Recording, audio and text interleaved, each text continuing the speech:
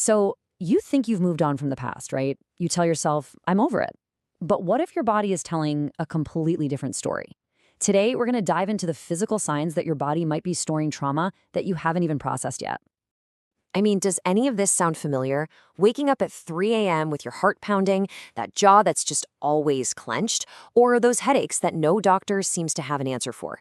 These aren't just random things happening, they're signals. And the source might be something you thought was buried deep in your past. And that right there is the heart of it all. This idea, made famous by Dr. Bessel van der Kolk, is a game changer. It means trauma doesn't just live in our memories. It gets physically trapped in our muscles, in our gut, in our entire nervous system. So how does that actually happen? Okay, so let's get into the science of how this actually works. And let me be really clear. This has nothing to do with faking pain or it being all in your head. What we're talking about is a very real thing called somatic symptom disorder.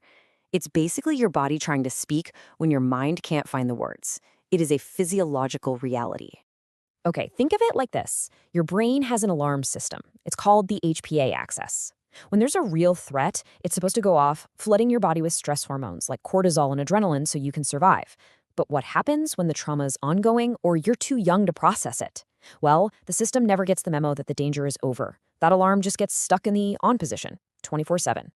And this is where it gets really interesting because this stuck feeling plays out in two main ways, which, by the way, polyvagal theory explains perfectly. You can get stuck in hyperarousal. That's your classic fight or flight. You're wired, you're anxious, you're on edge all the time. Or your system just burns out and you crash into hypoarousal. That's the freeze response. You feel numb, totally exhausted, just disconnected.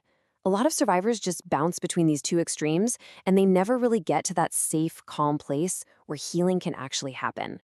And the long-term impact of this? Honestly, it's staggering.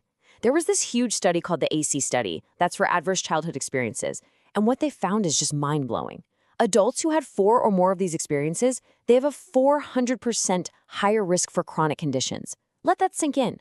Your body isn't betraying you. It's just stuck trying to protect you from a threat that, for all it knows, is still happening. So how does this trapped threat actually show up in your day-to-day life? Let's break down the 7 most common physical signs. Think of this as your body's secret language. All right, sign number 1. This is a big one. It's that feeling of exhaustion that sleep just doesn't seem to touch. And I'm not just talking about being tired. This is a deep, bone-weary exhaustion. It's what happens when your adrenal glands are totally fried from pumping out stress hormones around the clock. Or it's your whole system just shutting down. It's pure physiology. This has nothing to do with a lack of willpower. Okay, on to number 2. This one takes us right to the center of our body, a place that's incredibly sensitive to our emotional state. We're talking about your gut.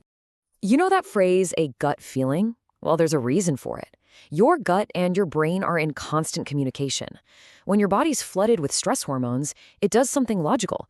It shuts down anything that's not essential for immediate survival, and that includes digestion. The result? You get very, very real symptoms like IBS, acid reflux, or nausea that can leave doctors scratching their heads. All right, let's talk about sign number 3.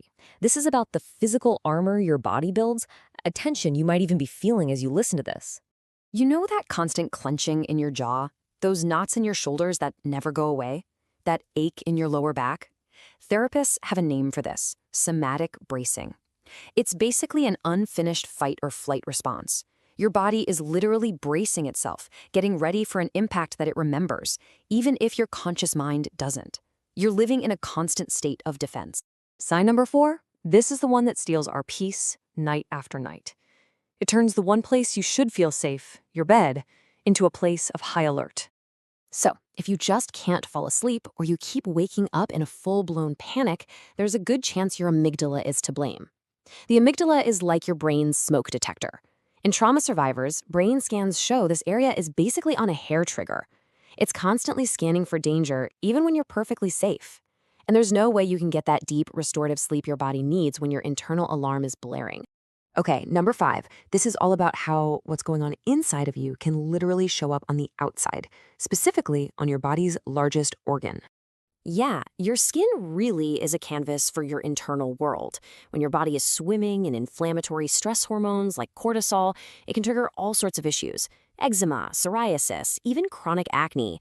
It's your body's distress signal breaking through to the surface. Coming in at number 6 is a type of pain that is so often misunderstood and, frankly, dismissed, precisely because there's no obvious physical injury causing it. Yeah, we're talking about things like fibromyalgia or those migraines that just won't quit. These can be a sign of what's called a sensitized nervous system. Basically, the body's alarm system for pain gets stuck in the on position.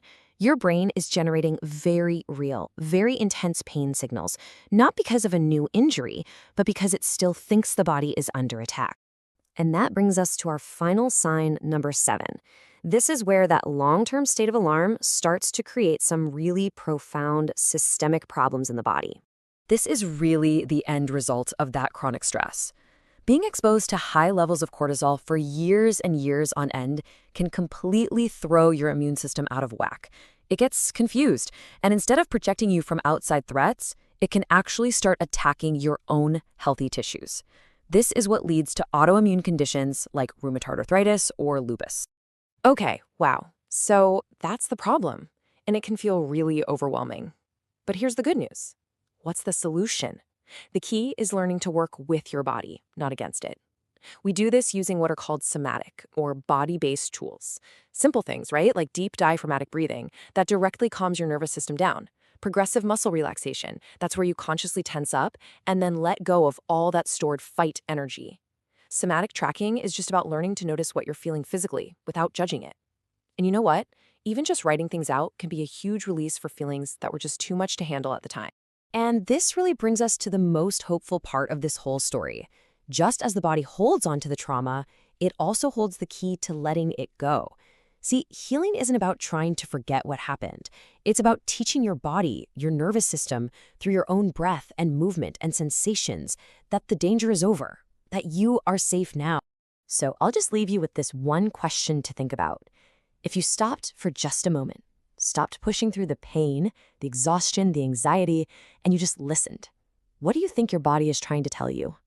Because listening, that might just be the very first step on your healing journey.